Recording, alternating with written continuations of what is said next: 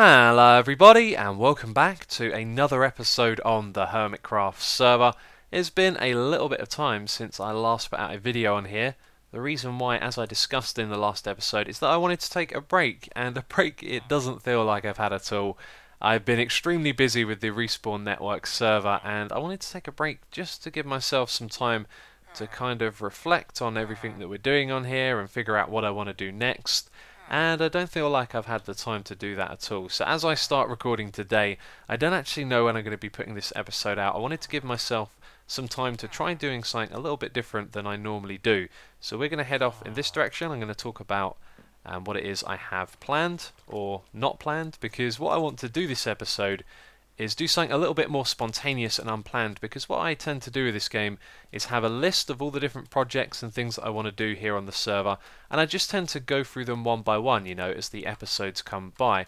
And so it's become a very kind of scheduled and predictable thing for me to play on here, and I don't really think I like that too much anymore. I think I want to try and change the way that we do things, because it's becoming a little bit stale, at least for me it is, and I want to kind of freshen up the way we do things. So today we're going to be doing a project where I don't have, you know, the whole ins and outs of it laid out in my mind like I normally do. I normally know how the whole project is going to pan out, and what we're going to do is just go and try this thing and see what happens. And the project itself is an ocelot farm. It's one of these things that has been on my list, however I haven't had the time to research them or to think about how they're going to work, so we're just going to go over there and see what happens. Now there is a jungle biome off in the distance and I have to follow a river to get there, and I don't think it's this river right here. I think it's a river further down this side, and I should have got my map before I set out, because I have a map of the Hermitcraft world, you know, like an above view one. And I was looking around the place. There's a jungle biome over in that direction, you can just about see it, and one over in that one. But I felt like the both of them were too big, and it looks like I got to reconnect to the server. So we're back in. I've had a couple of those disconnects today, which is a little bit concerning. But where were we? These two jungle biomes, they are a little bit too big for my liking. I think we're going to need a fairly small one, and so there is a river that leads up to one in that direction that I think is just about the right size, and it's also quite far away from other jungle biomes, which I think means that no other areas of that type are going to be loaded. So it could be an ideal place to build an ocelot farm. Now I know when you build these, what you have to do is you have to kind of remove the jungle, and then the grass on the ground is where the ocelots are going to be able to spawn. And so if you have a small jungle biome in an area where there's no other, you know, places nearby, then hopefully you'll get a lot of ocelot spawns. But I don't know, you know, if I can do that 100%. We might go over there and it'd be a complete waste of time, but this is kind of what I want to do right now. I just want to do something a little more spontaneous, you know, not know the ins and outs of what's going to happen. I want to get back into that kind of spontaneous feeling of the game, which is something that I've kind of avoided for a long time. You know, every time in these episodes we do something, I tend to know how it's going to go from start to end, and so we're going to try and change that.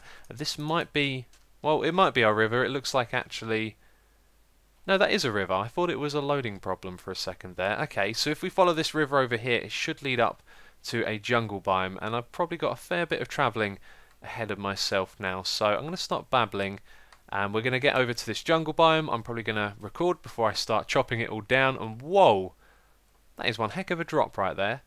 Almost fell into that. I think that might be one end of a ravine.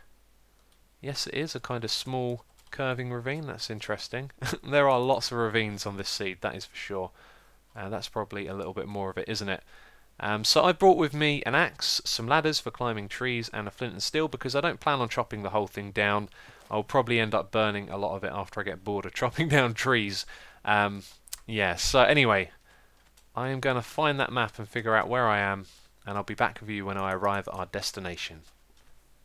So it turns out we were on the right path. That river goes right down the side of one of the bigger jungle biomes. We can just about see it over there in the distance. If I go to the side, because of the way the fog works, you can see it on the left hand side of the screen there.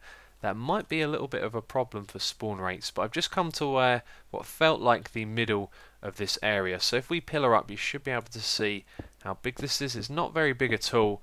I'm sure on some seeds there are smaller ones of these, but you need to be quite far away from other jungle biomes, otherwise, you know, they're going to spawn in that one instead of your one. But anyway, let's pillar up here. I haven't seen any ocelots, by the way, as I made my way into this one, so you can see there is also a jungle temple there. That is awesome.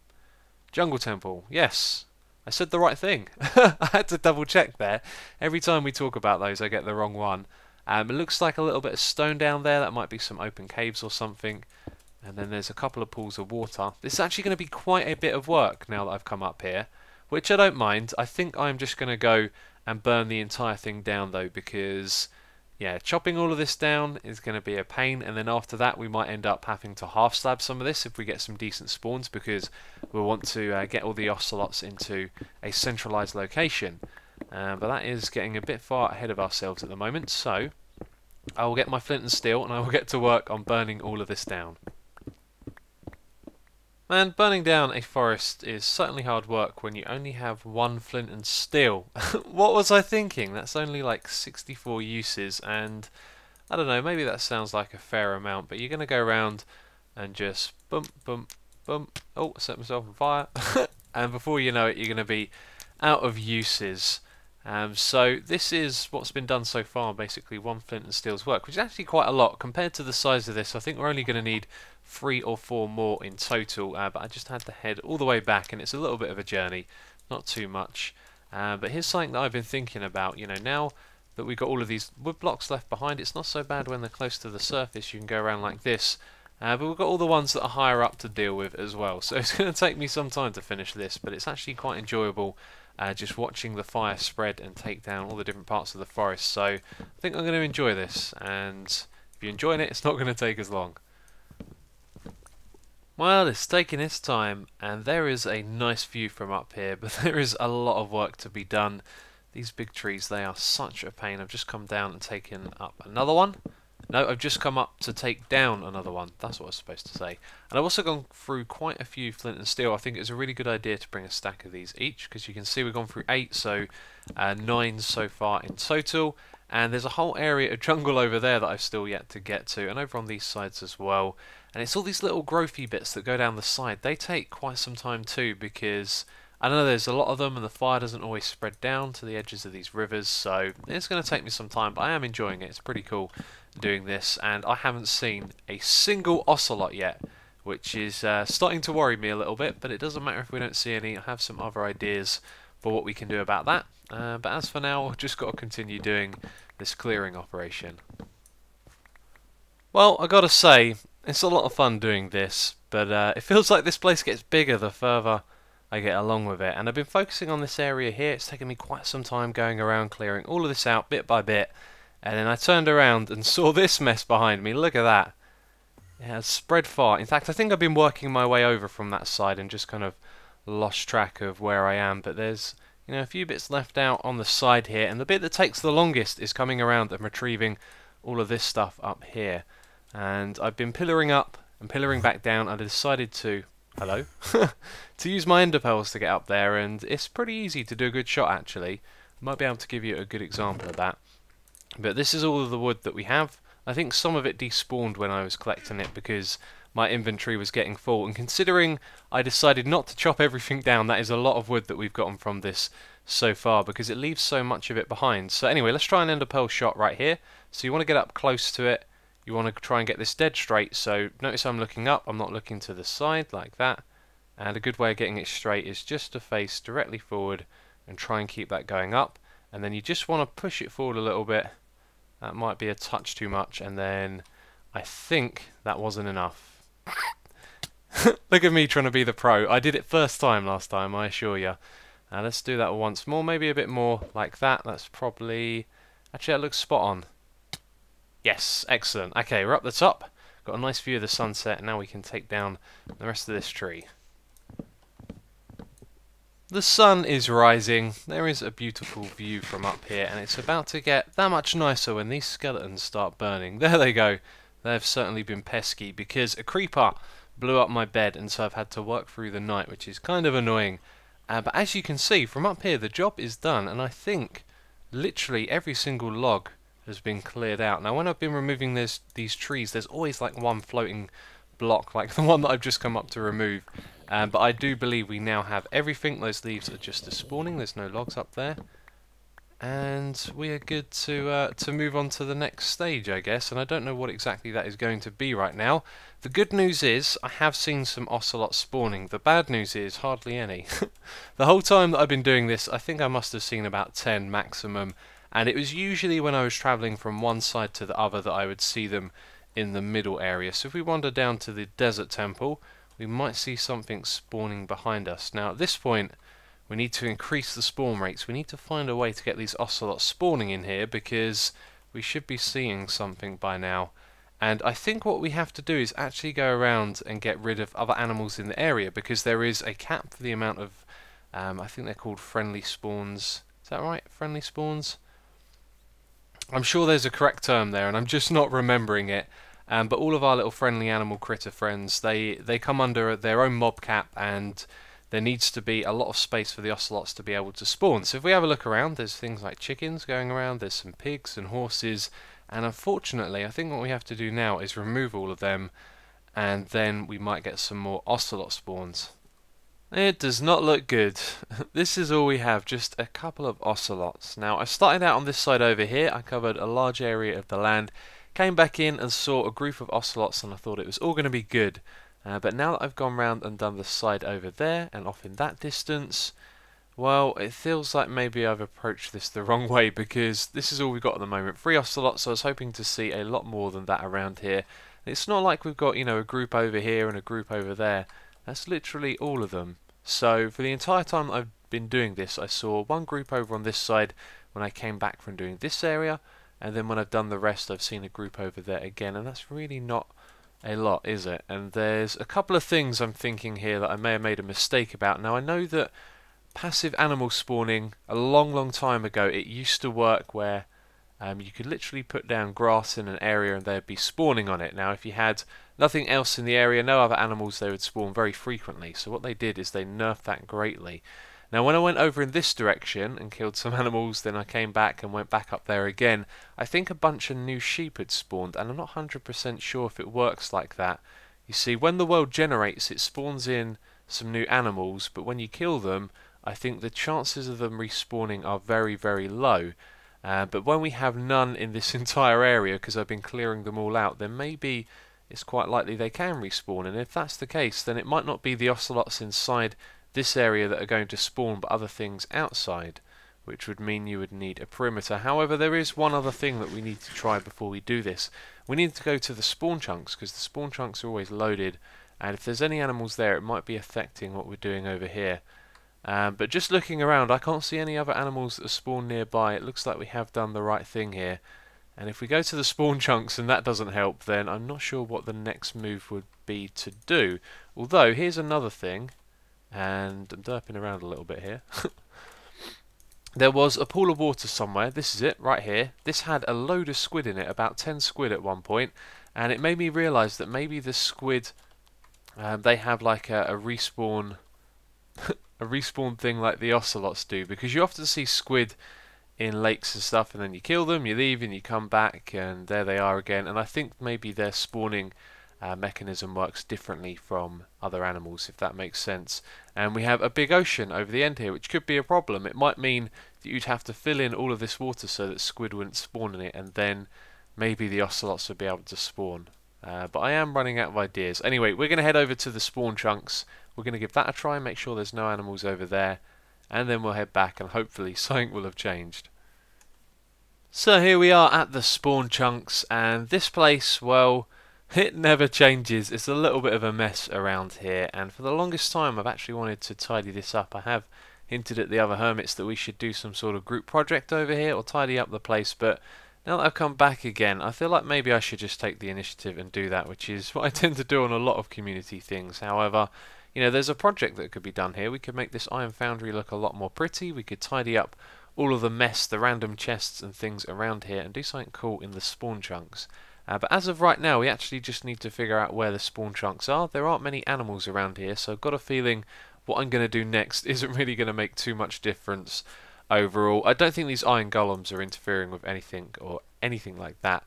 But if you just have a look around, I can't see anything. I think I saw one pig over there, and that was about it. So what I want to do is map out where the spawn chunks actually are. Now we know that the iron foundry is inside of it, so that's going to help. What we'll probably be doing is throwing down some netherrack like this and going over chunk borders with it, and then we'll log out and log back in. And what it means is when we log out, only the spawn chunks will be loaded. So when we log back in, the netherrack inside those chunks should have despawned, which is a pretty good way of doing it. And then we can map out the edges of the area, put up a little perimeter, and then just check out what's on the inside of that. But it's very unlikely, I think, there's going to be a lot of animals here, although there may be some down in the caves. That was something I was thinking about. You know, they like to wander around and usually fall down into ravines and things like that. But first of all, we're going to map out these spawn chunks. So the spawn chunks are big. They are a lot bigger than I thought they would be, probably because I didn't really think about the actual size of them. But there are 12 by 12 chunks. If you have a look over there, there is a cobblestone pillar. There's one over there. Then there is one somewhere in those trees and another one just over there next to those trees. So it's a fairly big area, a lot bigger than I thought it would be. This iron farm is right in the middle of it.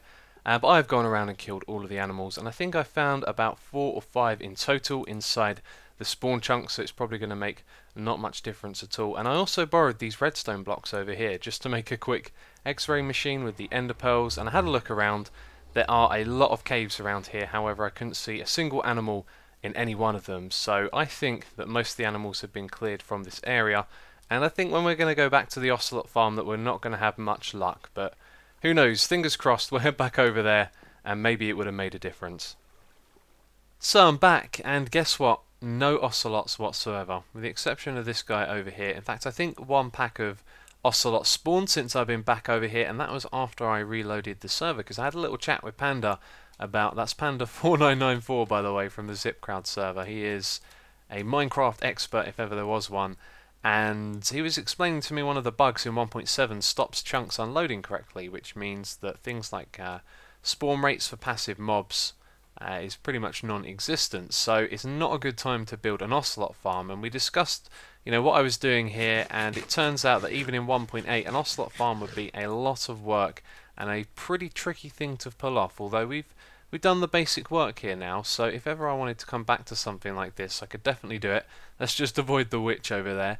There's also some really strange bugs going on around here. When it was night time, there were light sources where there was nothing on the block, and then when I would place down a block, it would update it and the light would disappear, which I think is just some sort of glitch left over from where we've been burning down an entire jungle. And I'm just going to shoot this witch because it's quite annoying. There we go.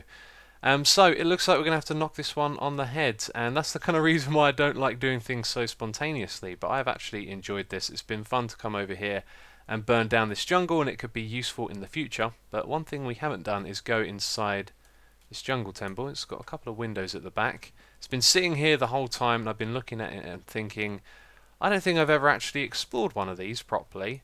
Not in survival mode, not naturally. And I know there's traps and things like that down here, so I'm probably going to get shot at by arrows. I don't think this one has TNT, so I'm not too bothered. But we get some gold in the chest. I thought that was really good for a second there, because I've been playing a lot of UHC, whereas we've got a gold farm on this server, and I got shot by the other one. So do we get some arrows with this as well? No, that was the only arrow in there. And there's nothing in that one. And I think that's all there is to it. There might be something underground, although that's probably just the other one, isn't it?